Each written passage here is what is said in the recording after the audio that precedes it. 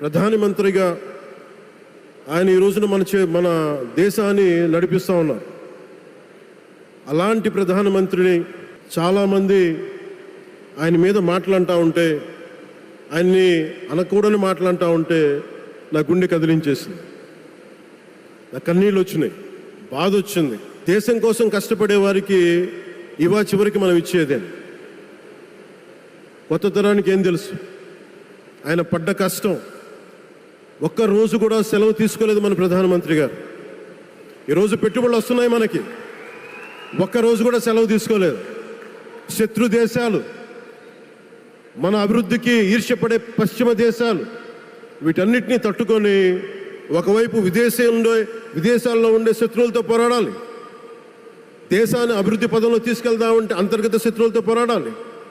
అలాంటి వ్యక్తికి మనం ఇవ్వగలిగేది కేవలం మేమున్నాం మీ వెంట, మీ మీద మాట పడితే అది మా మీద పడ్డట్టే, అదే మనం వారికి ఇవ్వాల్సింది. నిజంగా ఆయన జంతర్ మంత్రులు అన్ని మాట్లాడుతూ ఉంటే నేను ఈ రోజున ప్రధానమంత్రి గారికి ఒకటే ఇస్తున్నాను, మిమ్మల్ని కొట్టే నాయకుడు లేడు ఈ భారతదేశంలో, రాబోడు. కానీ మీరు పడ్డ శ్రమ, మీరు పడ్డ కష్టం ఎవరు తీసుకోలేరు. ఎన్ని బాధలు పడ్డా, ఎన్ని దెబ్బలు తిన్నా ఈరోజు మనం గర్వంగా చెప్పుకుంటున్నాం.